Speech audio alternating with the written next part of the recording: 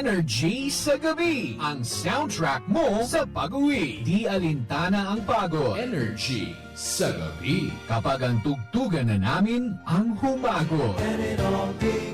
Ito ang Energy sa gabi. Baby Toby! Baby Toby!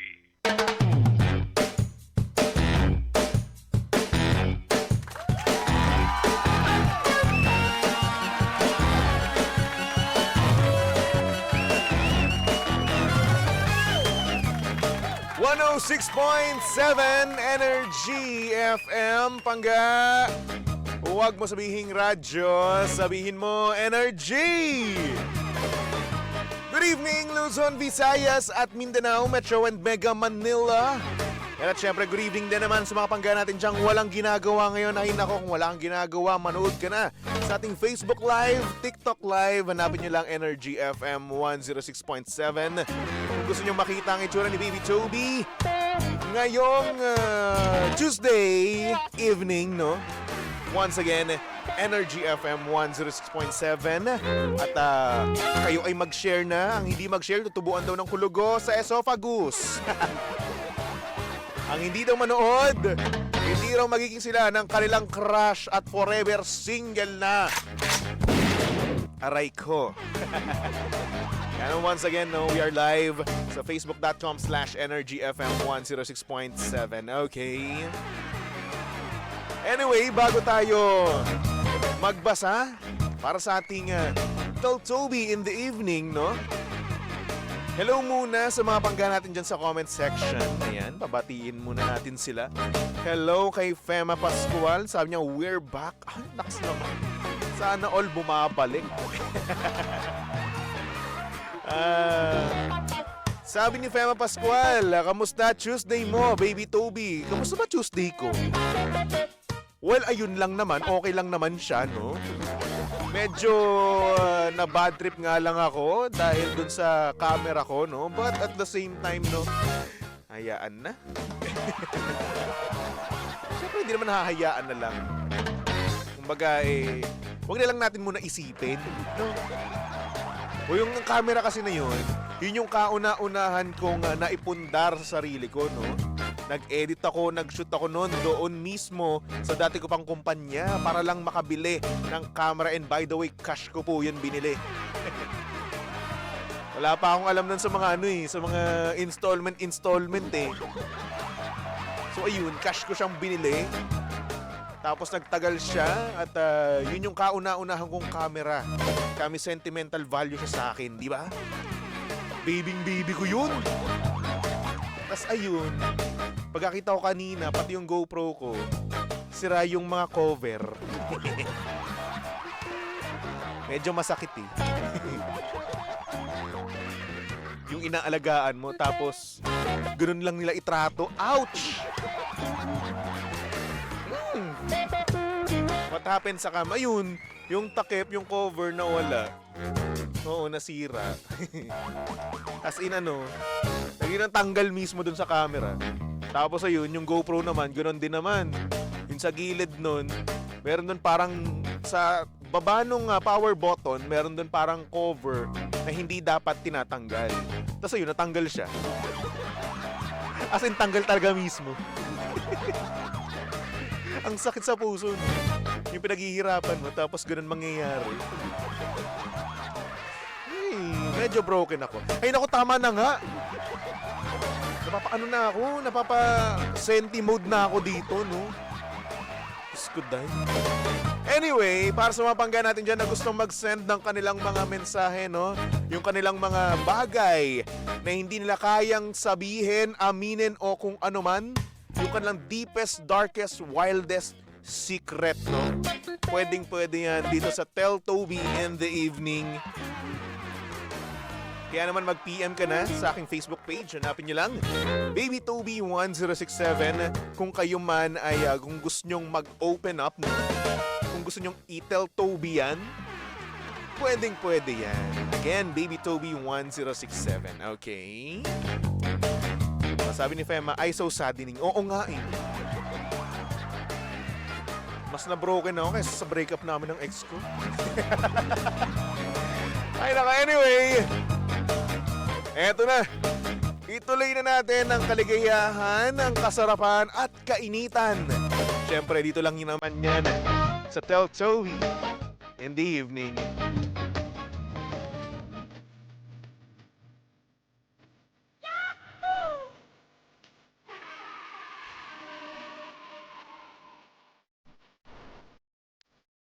Good evening sa mga pangga natin dyan.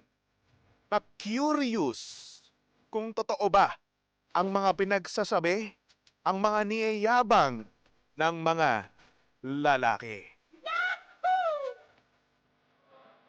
Ito ang storya ng ating sender. At ang sabi niya dito,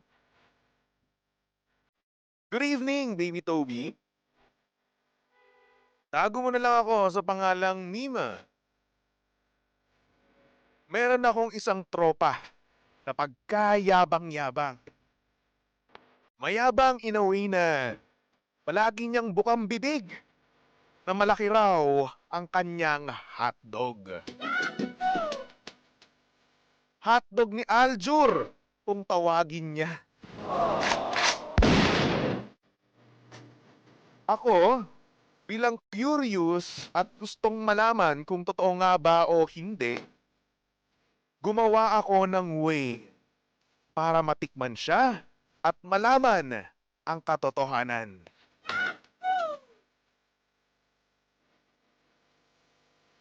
At nung dumating na ang oras na yon, isang kapako pa lang, grabe, sobrang liit. Mas malaki pa ang hiniliit ko, Baby Toby. Pero since nandun na rin naman, lumaban na ako. Lamang tiyan din to, Baby Toby. Pero in fairness naman sa kanya, alam niya kung paano niya gamitin. Pero at the same time, Baby Toby, dismayado pa rin ako sa nalaman ko. Hindi ko alam kung bakit kayong mga lalaki, niyayabang niyong malaki ang inyong mga alaga, pero sobrang liit naman.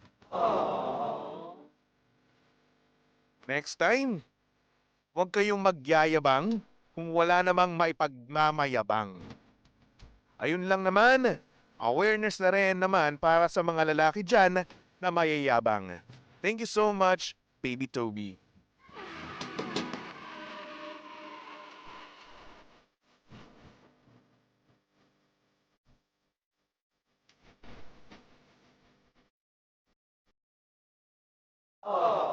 Nakakalungkot naman.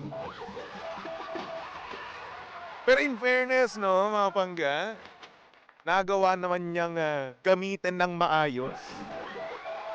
Kaso, ang sakit eh. Damay lahat ng mga lalaki eh, di ba? Ayun lang. Aray ko. Ay nako. Kayo ba mga pangga, ano ba masasabi nyo sa ating sender na kung saan meron daw siyang tropa na pagkayabang-yabang at talagang sinasabi niya naman daw niya talaga na yung kanyang alaga ay napakalaki. Hotdog daw ni Aljur. Ba naman hotdog ni Aljur, dinamay mo? Kayo ba?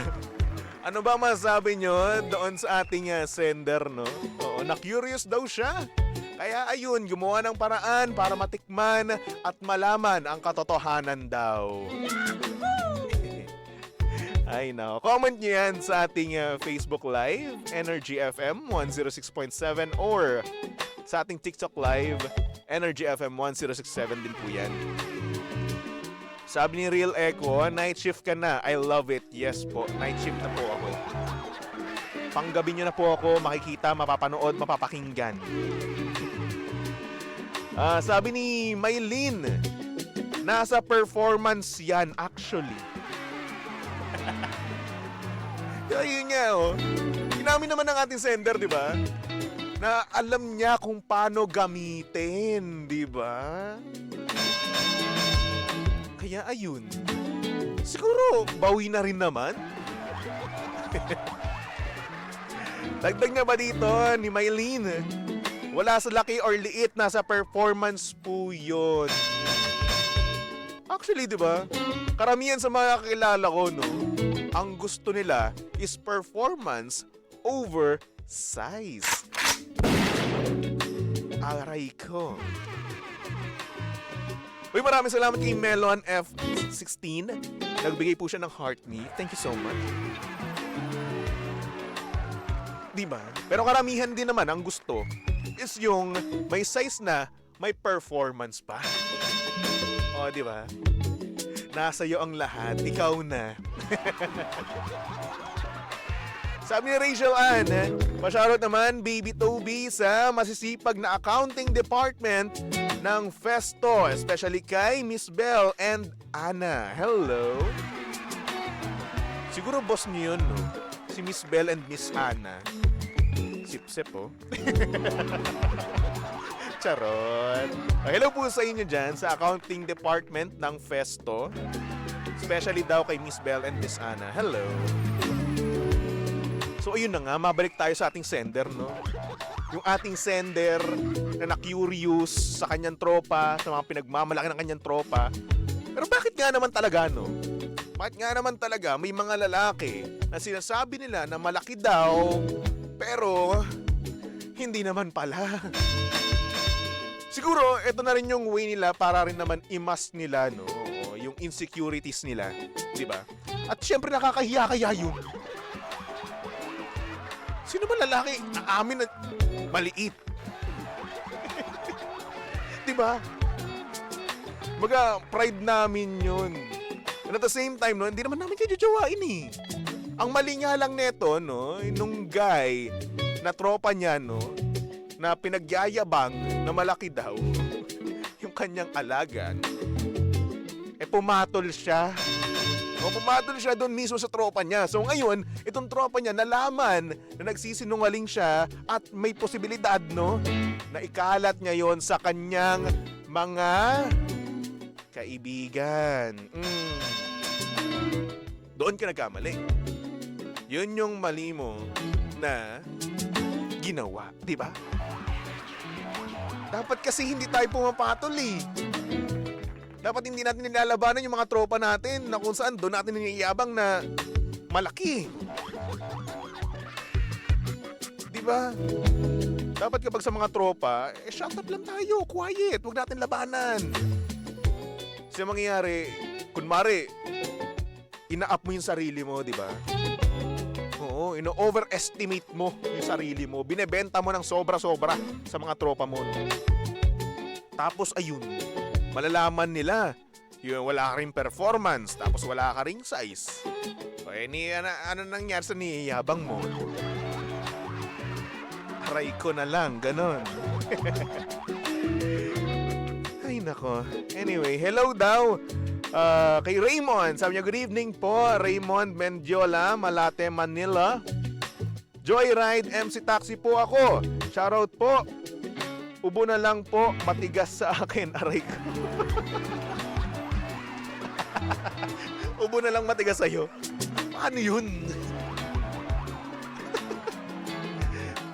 Alam mo, meron akong alam, no, na tinuro sa akin ni DJ Jimbo na kailangan mo daw inumin para, alam mo na, tigasin, no? Tigasin ka. Palaban, gano'n. Ano kaya yun? Alam ko, ginamit yung Jimbo. Anyway, hello po sa inyo dyan, no? Mr. Raymond, isang Joyride MC Taxi. Hello po. Anyway, para sa ating sender, no? Alam mo, yung nabisto mo, yung informasyon na yan, no? Isarili mo na lang. Yes. Bakit?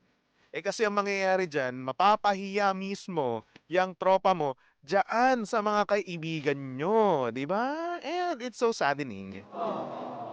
Yes. Nakakalungkot yun kung mapapahiya yung tropa mo dahil dun sa information na nalaman mo, na discover mo, dahil sa iyong kakuryosan, di ba? And what if, no? Para sa kanya, malaki pala yun.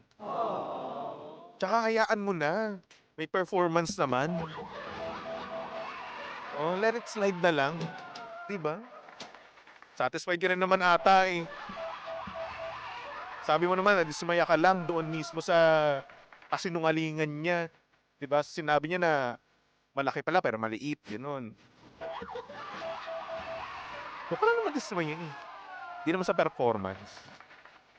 And congrats din naman, oh. Kudos din naman sa lalaki. Kinalingan. Okay, di naman siya siguro. Nag-try hard. Eh di ayun. Satisfied ka ngayon. Pak, ganun. Ay, nako. Siguro sa mga lalaki, no, iwas-iwasan na lang natin yung pagmamalaki, no? Yung pagmamayabang. Yung mga ganyang klaseng topic, no? Baka nga mamaya, mangyari, may ma-curious, no? Eh, gumawa ng paraan. Para nga naman, eh, matikman ka, makaisa. So, edi ayun. Sabi ni Fema, kapag maliit ang P, bumawi sa P. Ha? Ano? Kapag maliit ang P, bumawi sa P. Ano yung P na yun?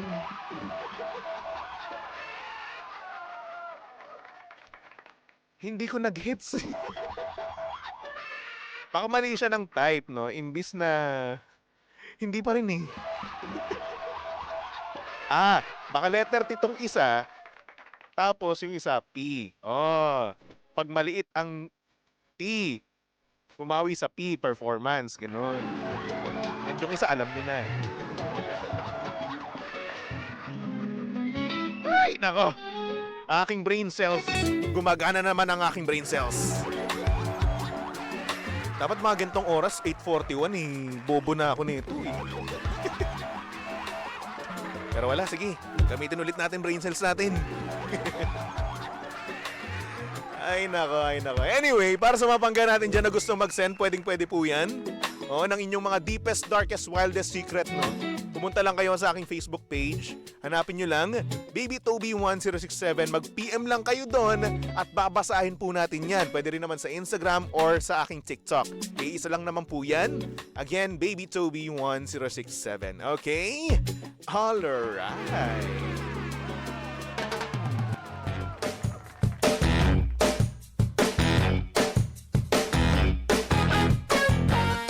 Medyo natamaan ako doon. Oo. Medyo damay ako eh. Damay lahat ng lalaki eh. Huwag niyo naman lahatin ha. May mga lalaki na quiet lang. Tapos kayo nang bahalang magulat, di ba? Kayo na bahala na, ay wow, ganun pala. Oh. Mas maganda kasi yung ganun eh. Di ba yung magugulat na lang sila sa kaya mong gawin, sa kaya mo or sa mga dinadala mo, di ba? Mas okay yung ganun. Kesa magyabang. At least walang expectations, di ba? Pag kasi may expectations yan, ay nako, yari ka na. Mag-e-expect yan na yan ng sobra-sobra. O, kapag nag-expect ng sobra-sobra, ay nako, may chance ma-disappoint, di ba? So yun. Yun lang naman. Anyway. 8:43 on the clock mga pangga. Oras na po para magpaalam si Baby Toby. So, nakasama mo't nakalandian ng hot baby boy ng radyo. Walang iba kundi si Baby Toby. At syempre pangga, si Baby Toby ay pwede yung stalk at i-follow sa lahat ng kanyang social media accounts. Hanapin nyo lang Baby Toby 1067. Okay? Alright. So for our next song, no? Nako, hindi ko po ito sinadya. Ito lang po talaga ang susunod sa ating playlist, no? Here's a song from One Direction titled Little Things. Wala man sa context, pero may pagkatama pa rin. Dito lang yan sa number 1, 6.7 Energy FM Pangga. O huwag mo sabihing radyo. Sabihin mo, Energy.